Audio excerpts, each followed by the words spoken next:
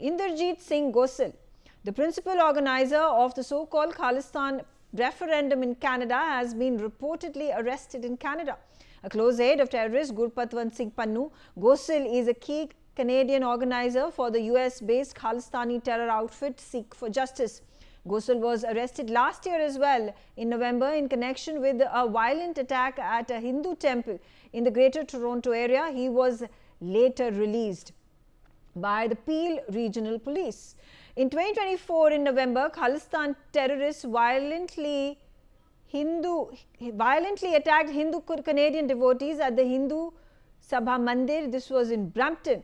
The cops took action after the demonstrations involving flags and banners swiftly turned into a physical assault.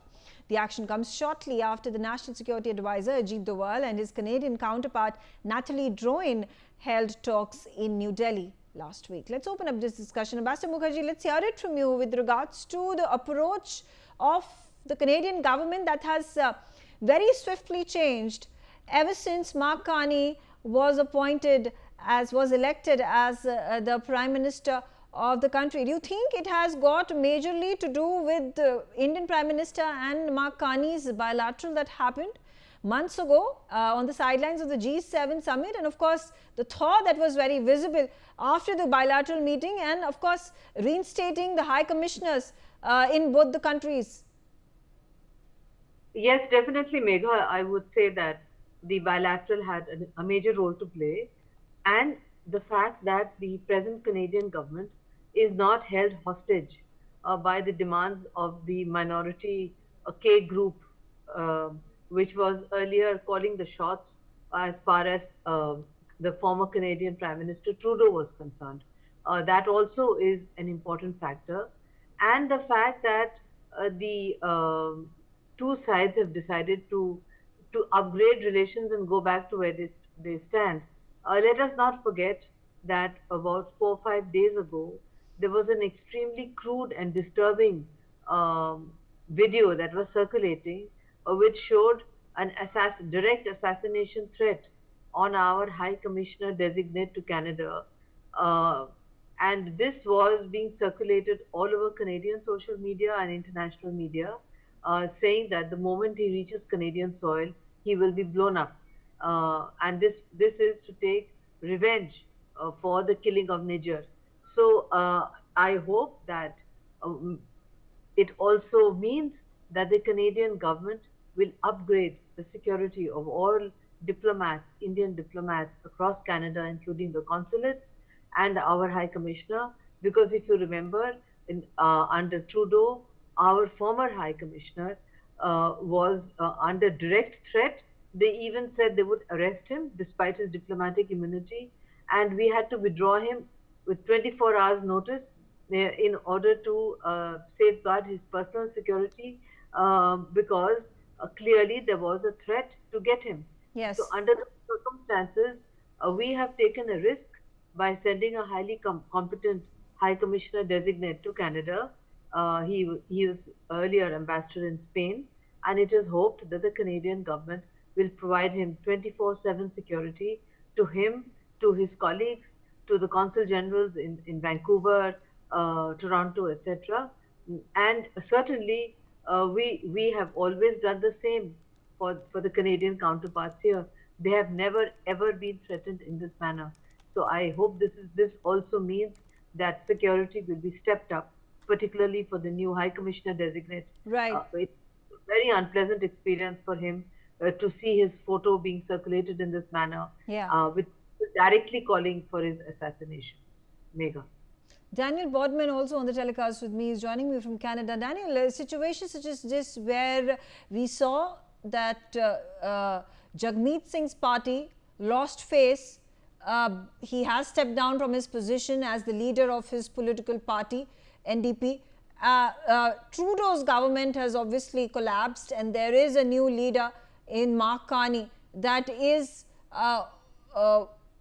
positive towards thawing the India-Canada relationship that has deteriorated nosedive, especially after the killing of Niger and the accusations that had been leveled by the Trudeau government that there was an involvement of Indian agencies, particularly diplomats within the Indian High Commission who were allegedly involved. And obviously then what happened is that the High Commissioner was withdrawn, he was brought back. There were a number of Canadian diplomats that were also expelled from India, and there was of course reciprocation shown from the Canadian government as well. Here on, what role does the diminishing political presence of Jagmeet Singh and his party play in the Mark Carney government being able to move forward in a positive light when it comes to India-Canada bilateral relations? That's not exactly the right question. So yes, Jagmeet Singh losing power and the NDP no longer being run by a Khalistani, which holds the balance of power, is a positive, you could say, for India-Canada relations. And Mark Carney is certainly less, ideological on what you would say are woke or extremist things than Justin Trudeau was. So from a personality perspective, Mark Carney is obviously more amiable to relations with India than a Trudeau-Jagmeet Singh coalition would be. Now, to burst everyone's bubble, and the Carney government and the Liberals in the last year or so have had a sort of a record of performative arrest stunts to appease global powers. So yeah, if people are familiar, Donald Trump does not like fentanyl, and his big stick to swing at Canada for his tariff was not Russian oil, it was fentanyl. So the Trudeau government and now the Carney government have done a couple performative busts on fentanyl labs, because most people who know any law enforcement know that the Canadian authorities know where pretty much all the fentanyl is coming from. They just don't want to arrest anyone for various reasons. But after Donald Trump came in, there was a couple performative fentanyl arrests to make the headlines that, oh, we're cracking down to try and go to the Americans. However, everyone who has been arrested for these fake fentanyl busts were real fentanyl busts done by fake people, because they really are running massive drug labs. But they've all been let out. And for example, like the largest fentanyl drug bust in human history, a mega lab, only arrested one person. Name me one drug lab or a mega lab or a narco-terror ring that's made up of one person. But that is what the Canadian authorities do. So it is highly probable that the arrest of Inderjit Singh Gosal is performative and political to appease India, because he has, made it his life's goal to balkanize India. He runs the Khalistan referendums. He did attack the Hindu Sabha Mandir. He is on video doing that. So all these things do rub India the wrong way. So, putting an actual arrest on him might help ease relations. But in Canada, the police are very much catch and release, right? It's like you go fishing in a lake, you take a picture with the fish, and then you throw it back in the lake. So what you were experiencing right now is Mark Carney taking a picture with the fish, and we think that we're going to eat that fish for dinner. I would be 99% willing to bet that the fish is thrown back in the lake after the picture is taken. Okay. And, I hope I'm wrong, because Gosal has personally threatened me on social media many times. So I would love to see him in jail. That'd be very, very nice. Okay. But I'm not optimistic until I see it. Okay. Surinder Singh Lali, do you think this is, as Daniel portrayed, is just optics and nothing much is going to come of it? Megha, I wish to start on a note of levity. On the first part of your program, I think we should be nice to the French Prime Minister, because his wife has to go through a sex test, that if she's a male or a female. But having that, on a serious note, let me first start by demolishing this word referendum and seek for justice and the K-gang and the Pannus. Who are they having this referendum for?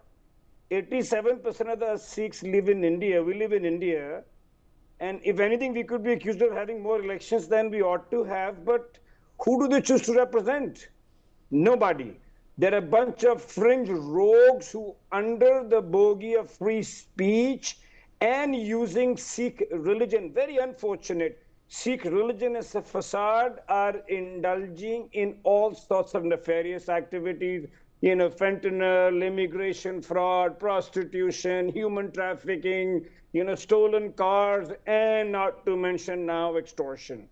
So yes, I think Daniel has a point somewhere. As I'd say, the jury's still out, but Omega, I'm somebody who's positive in life, so I'm still going to allow some more time to the Mark Carney government, because please understand, this K gang has been active since the 80s. This mess, this cancer started with Pierre Trudeau, and unfortunately, I am still looking for justice, for which Sanjay is far more capable than me to comment, where 329 lives and an aeroplane was lost. So I'm still looking for closure to that. But yes, these are, we don't know what's going on, but we have to keep our fingers crossed, because at the end of the day, the likes of Daniel also need to understand, not him, but people, that how can you allow such a minority to prevail over the interests of two English-speaking democracies, especially the way, the world is so polarized, that it's in the interest of the Canadians and the $20 billion trade potential and the large diaspora of almost 2 million people, that the Canadian dispensation needs to get up, have a cup of coffee, and understand that you cannot go ahead if you don't do business with India, because we're a leader of the global south and the fourth largest economy. Thank you, Megha. Sanjay Lazar is also on the show with me. Sanjay, I visited Canada just a few months ago, and to get the pulse of the region, I was in Calgary, and there on the outskirts of Calgary, there are these really rich Indians, predominantly from Punjab, who have bought acres and acres of land. They are prosperous, so much so that they have pumped in the money and to be at influential positions in politics.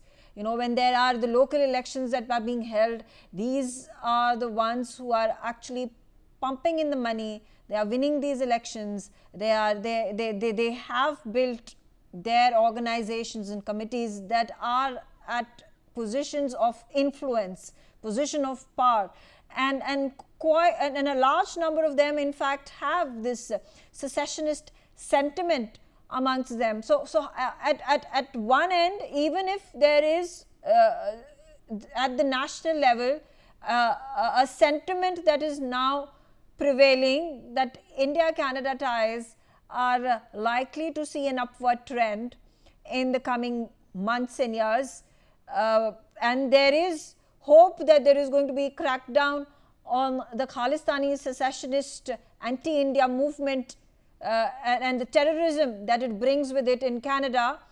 How does the Canadian government ensure that these fringe elements that are growing in power and influence are also curtailed? Thank you, Megha, for having me on your show. First of all, I just wanted to quickly point out, it's a great, I'm pretty happy to hear that Inderjit Singh Gosal has been arrested and jailed. For those that don't know, and Daniel will remember, he organized the protests at last year's Air India Kanishka Memorial in Toronto, and across Canada. He protested, and he had Khalistani guys protesting while the families of the victims were praying on the 23rd of June. So he's one of the key figures also on the attacks on the Indian High Commission, the Brampton Sabha, as we know. Coming to the point of, you said you visited Canada. Incidentally, I've just returned from a speaking tour across Canada and the USA. Daniel was also present. I've spoken 3 or 4 places in Toronto, in Vancouver. I've gone to Alberta, Washington. There are pockets of what you call Khalistani supporters or sympathizers. But by and large, and this will surprise you, Megha, and maybe your viewers, we did an event in the heart of so-called Khalistan in Vancouver, and we had more than we had to stop admission of people. There were 150 to 200 people who came in to hear us speak, and there was a list of speakers. We had 10 political representatives across all parties. Now, mind you, this is Vancouver, British Columbia, where the bomb was made, where the plot was hatched, where the alleged terrorists came from, everything. And we had MPs and MLAs from every single party, 10 of them, sitting, and who came and spoke on stage for the need for Hindu-Sikh unity, for the community to rebuild and to punish these terrorists. So I do believe there's a huge change in groundswell across Canada. I do believe that the India-Canada relationship has begun working with Mark Carney. Prime Minister Modi has always been very receptive and has clinched this. I do believe we'll see some trade happening before the year is out or maybe next year. I think there's a lot of difference in the way this government in Canada has perceived this problem vis-a-vis the earlier government with the same party, really. You can see a Right. sea change on the ground. And I Right. think it bodes well. Unlike Daniel, I'm pretty hopeful that Gosal will go through some kind of jail term because he's got another hearing on the 6th of October as well. So Okay. let's see how it goes, and fingers crossed for that. Ambassador Mukherjee, it's also, do you think it is incidental that the National Security Advisor of Canada was in India and held a meeting with Ajit Doval just last week? It was a low-profile event, was not spoken much about in the media. But a week later, we have an arrest of a Khalistani sympathizer, a Khalistani coordinator of Sikhs for Justice, has been working with Gurpatwant Singh Pannu. He has a rap sheet against him with the Canadian police. I think it's the most significant development, and it was deliberately kept low-key and under wraps. There will be more meetings in the future because the moment our High Commissioner actually presents his credentials, etc., you can be sure that the Indo-Canadian relationship, which had taken a huge hit because of the manner in which the former Prime Minister was conducting relations with India in general, and even comporting himself, the manner in which he behaved during the G20 summit in Delhi, if you recall, was a clear indication that Canada did not respect the sovereignty of India or its basic national security interests and requirements, which we always respected of the Canadians. So I think I would agree with my co-panelists that there has been a marked difference, and there is no comparison between the personality of the present Canadian Prime Minister and of his predecessor. The fact that some of our co-panelists and you yourself, Megha, have visited Canada recently, and I'm also told by Indian Canadians living there that there has been a marked change in the attitude to these kind of fringe groups, and they are really fringe groups. They don't control public opinion. For example, that horrible poster that was circulating, Yeah. the assassination of our High Commissioner designate. Apparently, there are not more than 300 supporters of this group in Vancouver itself. Only 300. So this is minuscule. And if the previous government had wanted, they could have brought them under control immediately. But they had domestic compulsions; they could not do so, which is not true in this particular case. Yeah. So I'm really hopeful now that the Indo-Canadian relationship will go back to normal. It's a very vibrant bilateral relationship. It's a very old relationship. There are many common interests and values, and there was absolutely no reason for Trudeau to try to destroy them in this ham-handed manner. But a relationship, as we've seen also with Mr. Trump, doesn't get destroyed overnight. If it's a resilient bilateral relationship, it survives the test of time or the challenges posed by one individual maverick leader or the other. Yeah. So maverick, but we were able to deal with him. Now we look forward to a much better time ahead. Megha. Daniel, I do want to discuss with you, and it's so important and integral to India-Canada relationship, the trade ties. And even when Macron had downsized, he expelled the Indian diplomats, and of course the Canadian diplomats were expelled and brought back to Canada, and the relationship nosedived. It was the worst that India and Canada ever had in the history of their relationship. Trade continued to bolster, especially in the conservative regions where the governors were conservative, whether we talk about Ontario or we talk about Saskatchewan, and that has hugely benefited Canada. the exports have brought in a lot of revenue. This has allowed for the country, at least these regions, these provinces, to move forward, to develop, to progress, because that is what is required in wake of a slump that Canada has witnessed over the last so many years when it comes to the GDP rate that is really low, when it comes to joblessness, inflation, and so on and so forth. So notwithstanding the Khalistani terrorism problem that India continues to ask Canada to resolve, there definitely is a benefit that Canada has in aligning with India and aligning its trade interests with India. Well, yeah, I mean, I think this is the key that kind of brought Mark Carney back to reality. And the way Canada makes decisions in the last year is Trump, okay? Trump says something, we reflexively do the opposite without thinking 1 second, whatever. Okay, so what Trump says, the Canadian electorate will go off. So when Trump threatened tariffs and to reduce our economy, to spite Trump and a bit of reality, we realized we need to decouple ourselves from the American relationship, which is impossible because we share a border and billions of dollars a day goes through. But it's a thing we say because we're reflexively fighting Trump all day, every day. This is when you started to see liberals and their media associates sort of go from, oh, India is a fascist, terrible land that's murdering all the minorities and we should, destroy it, to, oh, one of the places where we can get ourselves off of American dependence is by having a relationship with India. So for the Canadian sort of liberal echo chamber, which became very anti-India for about a year, we learned that their primary anti-national sentiment is directed at the Americans. So the liberals, in sort of who they hate most, it's gold medal would go to America, silver medal would go to the Canadian public, and then bronze medal would be India. But all of these sort of are sort of structured and layered. So now that the gold medalist of Donald Trump has threatened our economy, having economic outlets that are not America has become a prime directive for the Liberal Party. So this is really the driving factor, I think, between Canada-India trade relations, is spiting America. And if the Indian,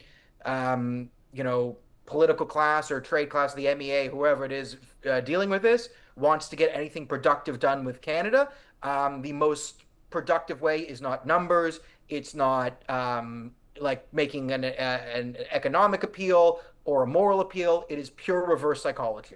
It is Donald Trump doesn't want you to do this, and Donald Trump thinks you can't have a relationship with India. There's no way Donald Trump would be so mad if you started busting up the Khalistani rings. This is how you get work done with the modern Liberal Party, is the base wants to hit Trump. So play that game. Okay. All right. On that note, I'm out of time. I thank all of you for joining me on the telecast and sharing your views.